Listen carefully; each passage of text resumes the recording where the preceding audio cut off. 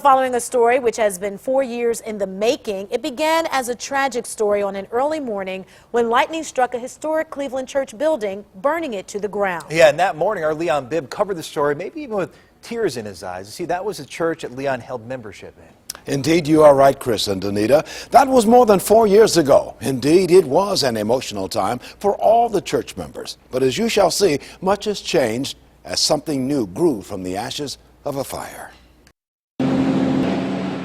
A devastating fire which roared through a historic church building on Cleveland's Euclid Avenue.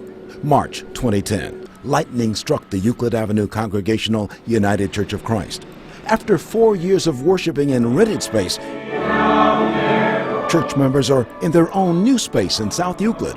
This is the newly named South Euclid United Church of Christ. We've come a long way since the fire, boy, and I tell you, we are really blessed to be here today. Blessing to just be at peace. What about you, Joe? What about you?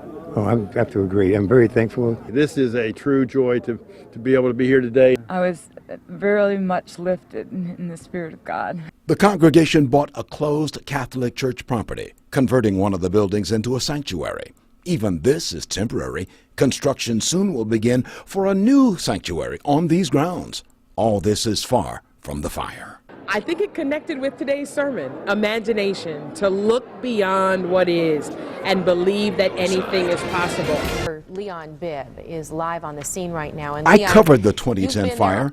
As a member of the church, I reported the story. It's an emotional thing for me to be here today and not only reporting it, but feeling the hurt of it. That's an historic building across the street there at East 96th Street and Euclid Avenue. But since the fire, now there is a new celebration for a new place. The members are still worshiping together. Again would leap off the page, that you, oh God, would breathe new life.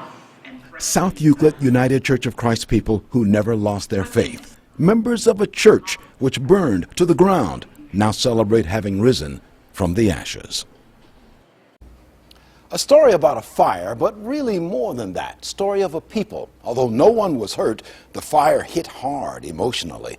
But as the Euclid Avenue Congregational pastor then and the South Euclid United Church of Christ pastor now both have said, the church is not the building, it is the people.